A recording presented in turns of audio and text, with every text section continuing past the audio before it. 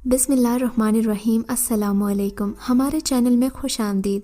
नाजरीन, आज आपके लिए मैं इंतहाई खौफनाक, सनसनीखेज और दिलचस्प कहानी लेकर आई हूँ।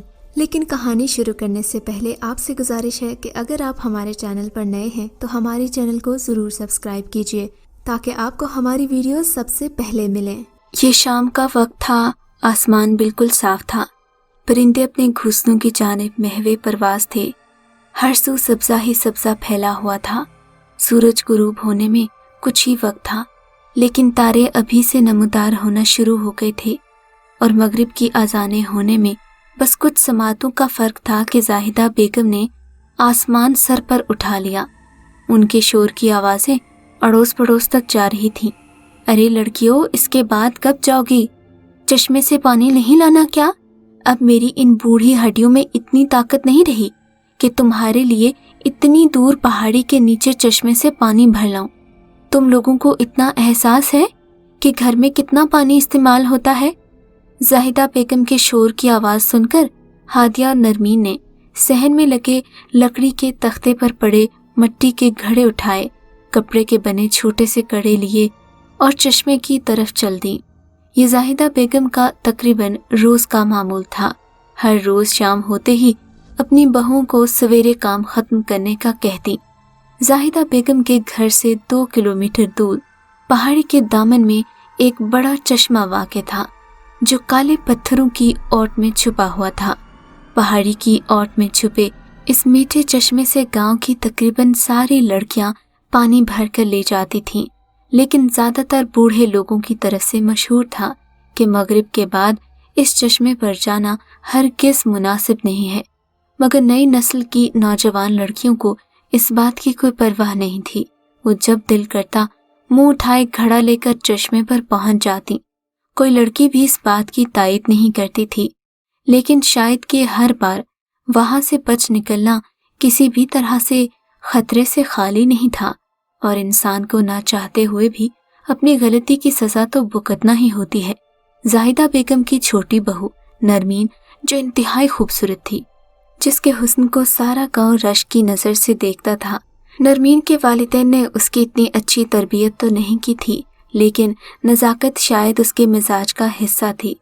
वो जब भी बाहर निकलती तो लगता उसे देखने के लिए हवाएं ठहर सी गई हैं। गांव का कुदरती माहौल नरमीन के हुस्न को दोबाला कर देता। आज भी मामूल का ही एक दिन था जब हादिया और नरमीन मट्टी वाले पानी के घड़े उठाए पानी की गर्ज से चश्मे पर पहुंच गए, लेकिन आज मामूल से कम पानी आ रहा था। चश्मे का भाव शायद इस मौसम में हद से ज़्यादा कम हो जाता था और इसी वजह से लड़कियों को पानी भरने में ज़्यादा देर लगती थी। हादिया और नरमीन काफ़ी देर बैठी रही थीं। नरमीन ने एक घड़ा भर लिया और कहने लगी, हादिया, अब चलो, एक घड़ा भर लिया है, बहुत है, सुबह आकर दूसरा भी ले जाएंगे। मगर हादिया बसित थी कि उसका घड़ा भर गया है तो क्या, सास तो उसे ही डांटेगी, सो दूसरा घड़ा भी भर कर ले जाएंगे। यूं दोनों बहुओं में बातचीत शुरू हो गई और बैठे बैठे इन्हें मगरिब की आज़ानें होने लगी। अब जाहिर है एक बहू खाली हाथ कैसे जाती। अजान होने की देर थी कि हर तरफ अंधेरा छाने लगा। नरमीन ने हादिया को डांटना शुरू कर दिया कि भाई काफ़ी देर हो गई है, अब हमें घर चलना चाहिए। लेकिन वो हादिया ही क्या जो खाली हाथ घर जाए। थोड़ी देर लगी, हादिया का घड़ा भी भर गया। दोनों लड़कियां पानी के घड़े सर पर रखने लगी तो घड़ा रखते हुए नरमीन अपना तवाज़ुन बरकरार नहीं रख सकी।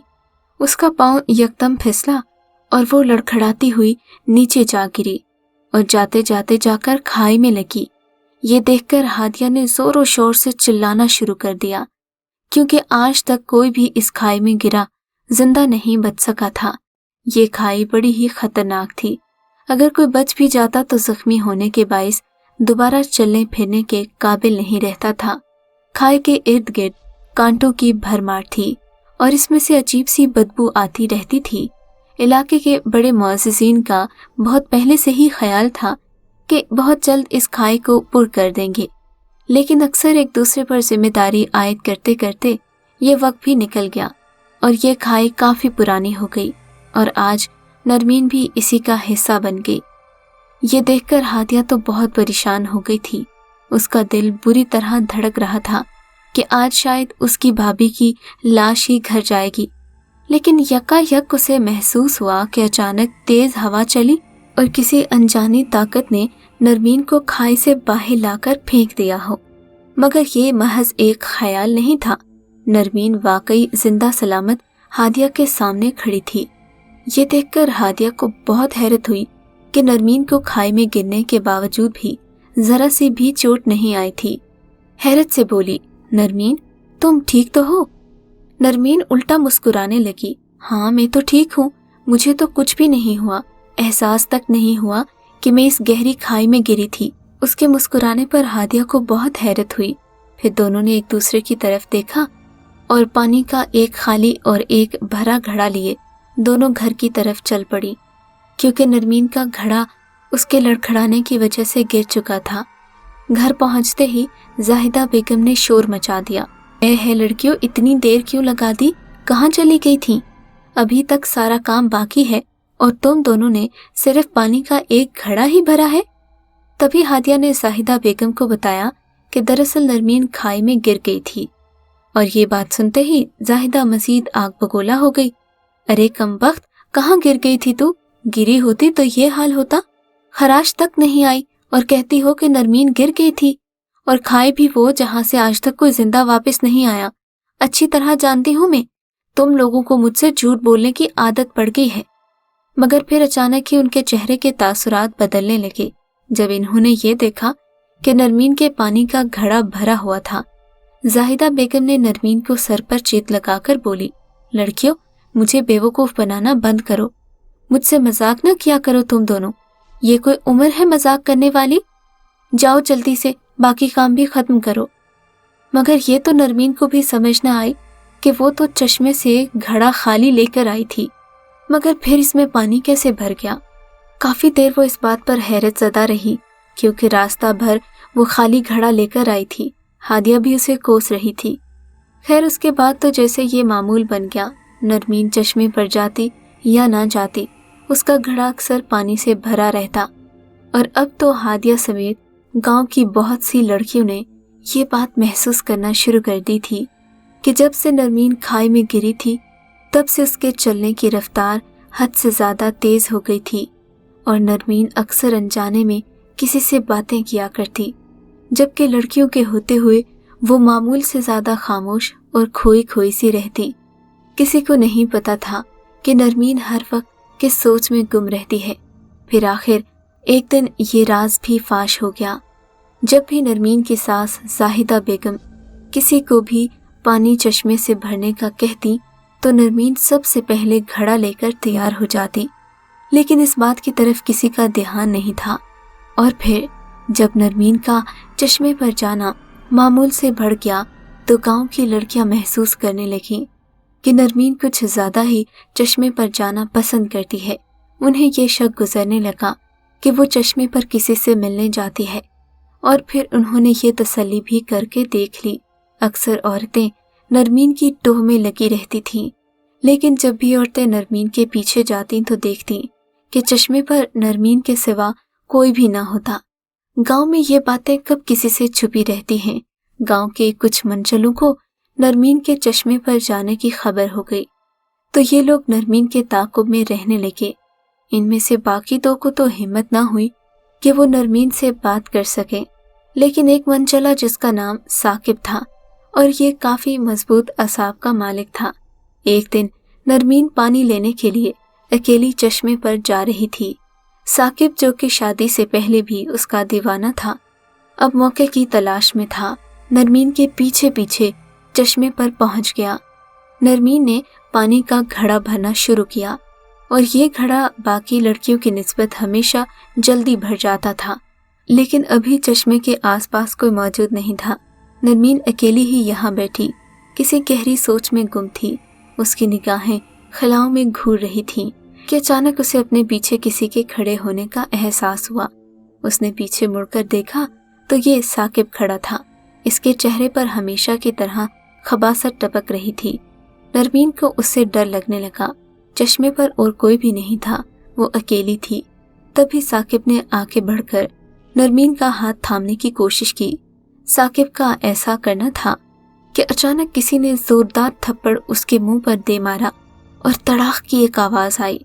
लड़खड़ाता हुआ साकिब अपना तवाज़ुन बरकरार नहीं रख सका और गिरता हुआ जाकर उसी खाई में जा पड़ा। ये देखकर नरमीन सख्त घबरा गई और घर आ गई। और फिर अगले दिन गांव के लोगों ने देखा कि साकिब की लाश खाई से मिली।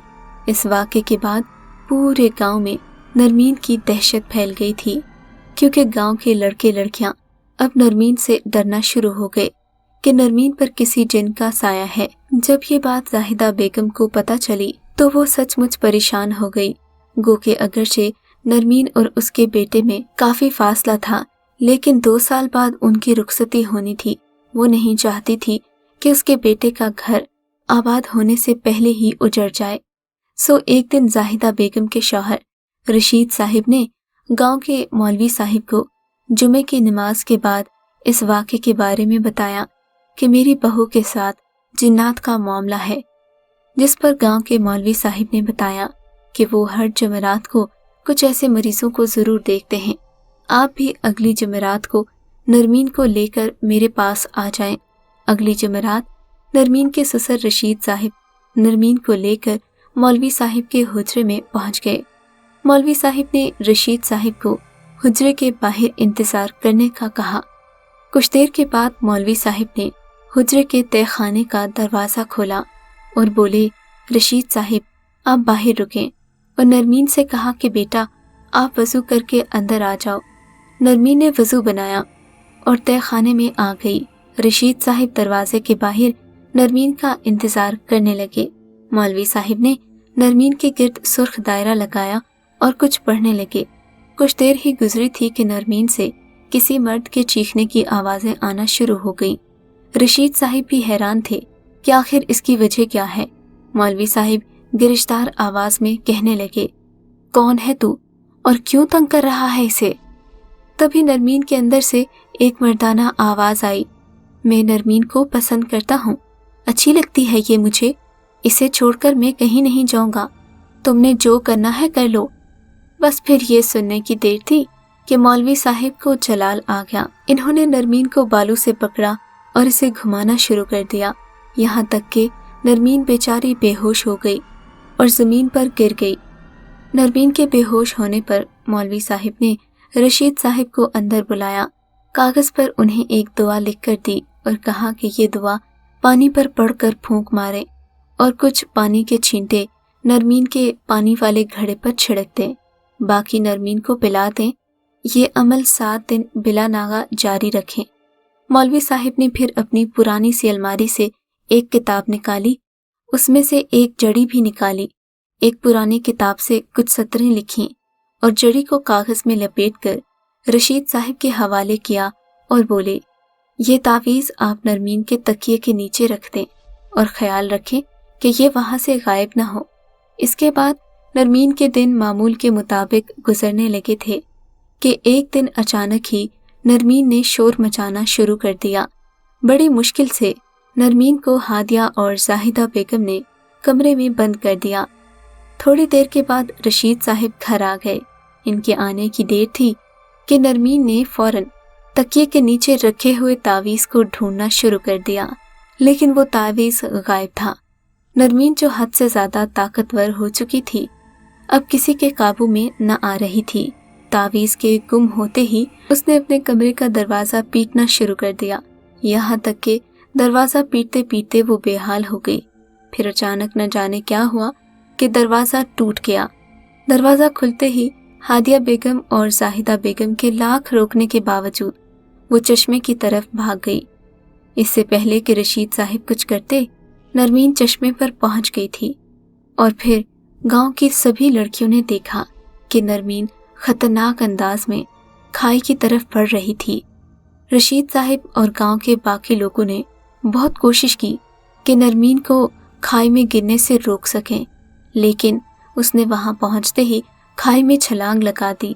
अब क्या हो सकता था, उसकी लाश ही तलाश कर लेते, यही बहुत था ताकि उसकी नमाज जनाजा अदा करते। लोगों ने नरमीन को खाई में तलाश करने की बहुत कोशिश की, लेकिन लाख ढूंढने के बावजूद भी आज तक किसी को नरमीन की लाश नहीं मिली। गांव के लोगों का कहना है कि ये खाई जिन्नात की है। यहाँ पर जो शख्स चला जाता है उसके बाद वापस नहीं आता, लेकिन इससे पहले ऐसा वाकया पेश नहीं आया था। खुदा जाने नरमीन को जमीन खा गई या आसमान निकल गया। हाँ, अलबत्ता इस वाकये के अगले दिन उसी खाई के पास से नरमीन का दुपट्टा और वो तावीज़ वहाँ पड़े हुए मिले थे। अगर आपको ये कहानी अच्छी लगी है तो इस वीडियो को लाइक कीजिए और इस तरह की मज़ीद वीडियोस देखने के लिए हमारे चैनल को सब्सक्राइब कीजिए।